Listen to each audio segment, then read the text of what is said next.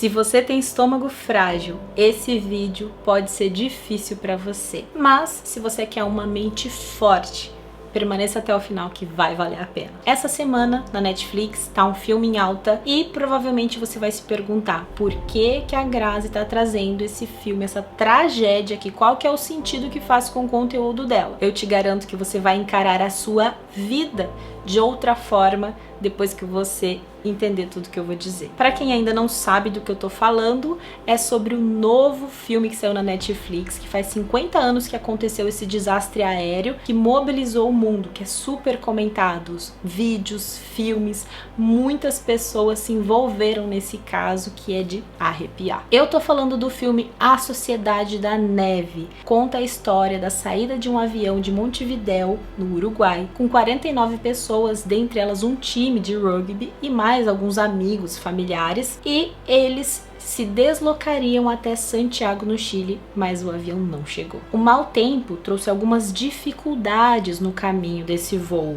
e a aeronave foi desviada no percurso. E assim que os tripulantes perceberam, tentaram corrigir, mas já não era possível. E a catástrofe aconteceu. Eu preciso te contar alguns detalhes disso. Já adianto que nem tudo que eu vou falar aqui está no filme, porque eu fiz uma pesquisa, quis entender várias coisas, inclusive assisti os sobreviventes, que ainda alguns estão vivos, e falaram sobre tudo que aconteceu. E um deles foi o Gustavo Zerbini. Ele conta que em um determinado momento do voo, ele foi até a cabine. Chegando lá, ele encontrou o piloto e o copiloto. Eles estavam de costas para o visor assim do avião, tomando um chamate. Aí ele achou estranha aquela cena e logo eles falaram que a aeronave estava no piloto automático para ele ficar tranquilo que estava tudo bem. Logo essa conversa terminou, olharam para o visor do avião e avistaram uma grande montanha que não era para estar ali. Gustavo correu para o seu lugar, colocou o cinto e o piloto e o copiloto foram tentar consertar aquilo que estava acontecendo, que eles nem estavam entendendo, para falar a verdade. Outro detalhe é que esse voo já tinha feito uma parada forçada em Mendoza, na Argentina, por causa do mau tempo, por causa da tempestade, todo aquele clima difícil, mas mesmo assim eles decidiram continuar esse voo. Gustavo conta que o erro foi do copiloto e que com a tempestade muito forte, a aeronave sofreu um pequeno desvio e eles acreditaram que estava num ponto e na verdade a aeronave estava em outro lugar 100 km mais distantes. A aeronave já tinha perdido um pouco da altura porque ia pousar logo mais. Só que esse momento ainda não era o adequado. Como o vento estava muito forte, acabou freando um pouco e desviando, e eles estavam no meio dos Andes. E a aeronave não deveria ter perdido a altura. Hora que eles perceberam, deram de cara com aquela grande montanha. Na queda, dos 49 passageiros, 33 sobreviveram no primeiro momento. E o maior desafio era enfrentar naquele lugar inóspito, temperatura menos 30 graus, pouca comida, tempestade muito forte, avalanche de neve. E ele conta até inclusive que eles em alguns momentos se socavam para que estimulasse a circulação sanguínea para que eles pudessem se aquecer. Olha a situação. Eles tinham pouquíssimas comidas, umas bolachas, algumas geleias, um vinho, coisa pouca mesmo. E eles também não estavam preparados para aquele frio todo, menos 30 graus, não tinham roupa adequada para aquilo. Fora que a batida, os machucados, todo aquele trauma que eles tinham acabado de sofrer. Só que pensa, um avião que se perdeu, caiu, logo eles esperavam que viria um resgate, porque vão nos procurar, vão nos encontrar, essa era a grande esperança. Então, naqueles primeiros dias, eles esperavam por um resgate, mas 6 pessoas morreram de frio e 8 pessoas morreram com uma avalanche de neve que cobriu. Quase 2 meses depois do acidente, 60 dias, eles decidiram que não dava mais para ficar ali. Inclusive, em algum momento, eles conseguiram fazer funcionar um rádio ali do avião e ouviram que as buscas já tinham cessado. Então, eles estavam esquecidos naquele ambiente. E eles perceberam que precisavam fazer alguma coisa, porque eles não seriam resgatados e não sobreviveriam naquelas condições. Iriam morrer pouco a pouco, cada um de uma coisa diferente. 2 dos sobreviventes, que estavam com uma condição física um pouquinho melhor, embora os relatos digam que quando eles foram encontrados, um deles tinha emagrecido 44 quilos. Agora imagine, você já está há 60 dias nesse ambiente, você sofreu uma queda de avião, você está no meio de uma montanha, eles tinham que escalar uma montanha e caminhar. Foram 60 quilômetros e 10 dias para encontrar um vilarejo. Eu já escalei uma montanha, eu já subi o pico mais alto do sul do Brasil. Foi muito difícil, foi muito desafiador. Era frio, mas eu estava com uma roupa preparada, com uma bota preparada, eu tinha uma mochila com comida, eu estava alimentada, hidratada, e foi muito difícil. Fico imaginando nessa condição. Realmente um milagre que aconteceu. Contei a história para você, você já imaginou esse cenário? Pouca comida, chegou um momento que eles tiveram que partir para o canibalismo. Esse é um ponto alto do filme, que eles conversam muito sobre isso. Esse foi uma das coisas que também um trauma muito grande na vida deles, porque eles se sentiam culpados por terem se alimentado não só de carne humana, que já é bizarro, mas eles se alimentaram dos seus próprios amigos, conhecidos, parentes. Isso foi muito pesado para eles. E eu quero fazer conexões profundas de coisas que talvez você nunca vai ouvir aqui na internet. Eu ouvi várias pessoas comentando do filme, da situação, mas o que eu vou te dizer aqui, provavelmente ninguém disse, ninguém vai dizer. Uma das coisas que me chamou muita atenção foi a questão do piloto automático.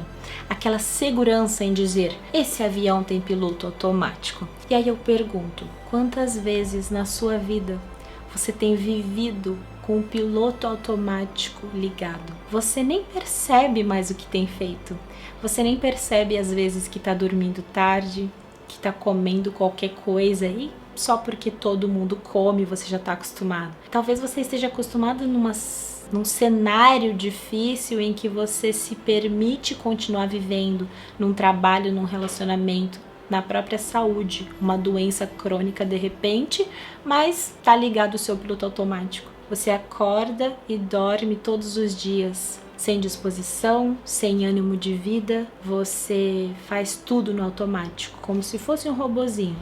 Dorme, acorda, levanta, trabalha, come qualquer coisa, não faz nada para o seu autocuidado, para a sua vida ser um pouquinho melhor. Você percebe que, assim como no filme, viver o piloto automático pode ser muito perigoso, pode ser crucial na sua existência. Outro aprendizado desse filme é sobre reconhecer os limites. Teve um momento que eles perceberam que o clima estava difícil, que a tempestade estava ruim. Eles fizeram uma parada forçada na Argentina. Eles sabiam talvez que deveriam parar, mas decidiram continuar. Quais são os limites que você está precisando reconhecer na sua vida para que você viva bem e com segurança? Talvez você esteja a um triz de ter um grande desastre, uma grande surpresa ou algo que vai fazer você se acabar e você não está reconhecendo esse limite, o limite do trabalhar demais, o limite do comer errado demais, o limite do se permitir se doar demais pelo outro. A vida tem vários limites que a gente precisa reconhecer para a gente não se dar mal. Você tem reconhecido esses limites na sua vida? Eu sempre ouço pessoas falarem que estão a um triz às vezes de uma doença. Às vezes as pessoas ficam arriscando esse limite. Será que vale a pena? O nosso corpo é uma máquina perfeita. Deus nos criou de forma perfeita. E talvez assim como na aviação, não sei se você sabe, a maioria das catástrofes aéreas, elas acontecem por erro humano e não por erro da máquina. Foi uma falta de reconhecer limites, foi uma falta de atenção no piloto automático. Como você tem tratado a sua máquina? Ela está pronta para te servir da melhor maneira possível, até de forma abundante.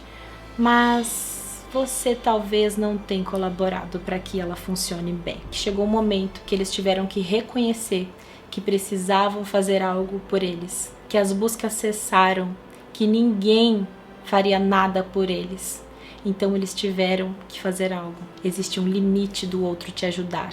Existe um limite do outro fazer por você. Existe um limite até de Deus fazer por você. Deus faz até milagres, mas não faz a sua parte. o outro não vai fazer tudo. E vai chegar um momento que você vai olhar para sua vida e falar: se eu não fizer, ninguém vai fazer por mim. Eles precisaram, nas condições em que estavam, fome, frio, desnutrição, ainda assim, se planejar e caminhar 60 quilômetros escalando uma montanha para que pudessem ser resgatados. O que você precisa fazer por você que o outro não vai fazer? Já se perguntou isso? Eles tiveram que correr o risco, mas não de qualquer forma. Eles tiveram que se planejar. Então nós escolhemos 2 que têm condição física melhor, a gente pensa como isso vai acontecer, mas a gente não vai ficar nessa situação de escassez até o resto da vida, até morrer por inanição. Eles decidiram sair do lugar, eles decidiram se arriscar, escalar uma montanha para que pudessem chegar em algum lugar, para que eles se salvassem, os 2 que saíram, mas para que salvassem todos os outros. Às vezes você vive num meio de escassez, de dificuldade, de faltas, amor, carinho, afeição, cuidado, preocupação, e aí você se acostuma a viver nesse meio, mas não vale a pena. Você tem que sair desse lugar, se arriscar para que você alcance a sua liberdade, para que você alcance o seu resgate. Às vezes você tá no buraco, mas se você continuar nele, você vai morrer. E aí você precisa pegar um pouquinho da força que você tem e escalar. Às vezes você precisa fazer algo por você e não é fácil. Quando você lembrar que não é fácil, lembra deles que decidiram mudar o meio, sair de onde estavam para fazer algo por eles. Às vezes é a única forma de você conseguir ser resgatada de você mesma. Às vezes você acha que a zona de conforto é confortável. Não é. É o pior lugar para você ficar. É onde você vai morrer por inanição. E agora eu quero trazer talvez o ponto alto desse filme que todos comentam e geram muitas discussões. No final das contas, eles se questionaram muito se comeriam ou não a carne dos amigos e dos parentes para se manterem vivos. Eles eram cristãos, então eles tinham dúvida se isso era pecado e tal. No fim das contas, eles saíram, eles foram resgatados, conversaram depois, até pediram orientação para um padre, e o padre disse que não, que aquilo não era pecado, que eles fizeram para sobrevivência. Eles não foram julgados por terem se alimentado da morte. Mas o que dizer de você que tem tantas opções de se alimentar e voluntariamente se alimenta da morte? Não a morte do outro, mas a sua própria morte. O que dizer de você que tem todas as condições do mundo, os alimentos melhores do mundo e escolhe os piores? Não se alimenta da morte dos outros, mas se alimenta da própria morte. Pratica todos os dias uma autodestruição. Os amigos, antes de morrerem, eles diziam o seguinte: não desperdice o meu corpo, pode se alimentar para que você tenha vida. O que dizer de você? Está desperdiçando a própria vida, desperdiçando o seu tempo, sua juventude, sua vitalidade, desperdiçando tudo que você tem de mais precioso. Às vezes a gente precisa estar numa situação difícil e o filme traz essa dualidade entre foi um desastre ou foi um milagre? E a gente tem essa dualidade todos os dias. Acordar e fazer da vida um desastre ou um milagre. E o que você tem feito com a sua vida pode estar transformando-a num desastre. Dá tempo de transformar o desastre em milagre, de viver abundantemente, de escolher uma vida melhor, de escolher se desfazer do ruim, de escolher se desafiar, de escolher se alimentar de vida, da própria vida, de escolher viver de verdade e sair desse marasmo, dessa vida horrível que você tem levado. O filme chama A Sociedade da Neve porque eles fizeram um novo pacto, um pacto que não existe aqui nesse mundo que a gente vive, né? O pacto da neve era que eles podiam inclusive se alimentar da carne humana para que sobrevivessem. E eu te pergunto, qual que é o pacto de vida que você tem que fazer para começar a viver? O que você tem que fazer de diferente para que viva de verdade? Para que você pare de sobreviver, comece a viver, para que você deixe a escassez de lado. Falta de comida de verdade, falta de emoções no lugar, falta de vitalidade física e emocional. Qual que é o novo pacto que você vai fazer com você mesmo? Espero que o que eu tenha falado aqui, essas aplicações tenham feito sentido na sua vida. Se fez, me fala aqui nos comentários. Eu adoro saber o que vocês sentiram e pensaram ao assistir os meus vídeos. Não deixa de deixar um joinha pra mim, assim o YouTube pega aquelas pessoas que estão assistindo bobagem e encaminha esse vídeo pra elas. Não deixa de se inscrever no canal, porque eu tô comprometida em te fazer ter uma vida melhor, física, espiritual e mental. E eu te espero no próximo vídeo. Um beijo, um queijo, uma folha de alface e um pontapé na tristeza. Tchau!